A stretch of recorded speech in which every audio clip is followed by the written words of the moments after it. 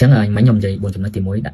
password copy từ lừa file sai phần dưỡng từ lừa tí pí từ lừa vực bộ phần dưỡng tí bấy từ lừa vực xịt phần dưỡng tí bốn từ lừa sai phần dưỡng chẳng nhom được tại bốn ngày và tái mình tập bản ngày cứ miền trả tiền chẳng á và thực đây bộ phận ở khía nên nhom mình bị ôm mối trong trái này từ này từ khía để sang miền phía dương số nhom tràn từ tàu nângสวัสดิภาพในฝ่ายแซ่ที่มุ้ยคือยังดับพาสเวิร์ดกับเปียแต่เลยฝ่ายแซ่พันยังจังบ่ายังมีพาสเวิร์ดนั่งเตะคือยังอายโจทย์ปราบฝ่ายแซ่นั่งมันเตะต่อแต่มีพาสเวิร์ดมันอายโจทย์ปราบบ้างที่ปีคือยังดับพาสเวิร์ดกับเปียแต่เลยเวิร์กบุกพันยังจังสำหรับเวิร์กบุกปีแต่ยังดับพาสเวิร์ดนี้คือยังกับเปียแต่เลยstructure ระบบอีเซลแต่ไม่ดองจังนะจังวิกับเปียค่ะจังวิกับเปียยังกับเอายังลบสิบในขนมอีเซลนั้นinsert 10 time copy หรือก็มู10หรือก็2อัน2 10นึงจังนะอันนั้นไปได้យើងចង់អត់ឲ្យគេធ្វើអីនៅលើ10យើងអញ្ចឹងយើងអាចប្រើវិធីសាស្ត្រទី2គឺដាក់ password ការពារ workbook ផងយើង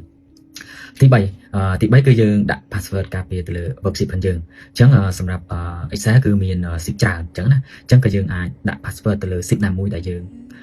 មិនឲ្យគេប៉ះពាល់ទៅលើ10មួយនឹងឲ្យគេបានតែមើលទៅលើ10ហ្នឹងឯងអញ្ចឹងណាអញ្ចឹងពេលដែលយើងចង់ឲ្យគេ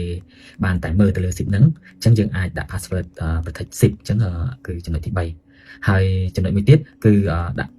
password ការពារទៅលើ cell អញ្ចឹង cell គឺវានៅក្នុង10អញ្ចឹងណាអញ្ចឹងឧទាហរណ៍តាក់ទងនឹងនៅក្នុង10មួយហ្នឹងយើងមានរូបមន្តfix កុំឲ្យមានអ្នកផ្សេងអាចកែប្រែបានប៉ុន្តែមាន cell មួយចំនួនដែលយើងអនុញ្ញាតឲ្យគេប្រើប្រាស់បានអញ្ចឹងគឺយើងអាចប្រើវិធីសាស្ត្រទី4គឺ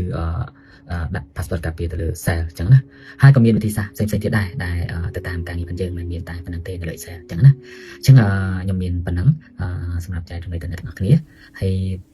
ប្រសិនបើគ្នាយើងចង់ធ្វើខ្ញុំក៏មានវីដេអូចែករំលែកនៅលើ YouTube ដែរអញ្ចឹងគឺយើងអាច search បានអញ្ចឹងណាអូខេឥឡូវខ្ញុំសរុបមកវិញអញ្ចឹងមិញខ្ញុំនិយាយ4ចំណុចទី1ដាក់ password ការពារទៅលើ file ផងយើងទៅលើ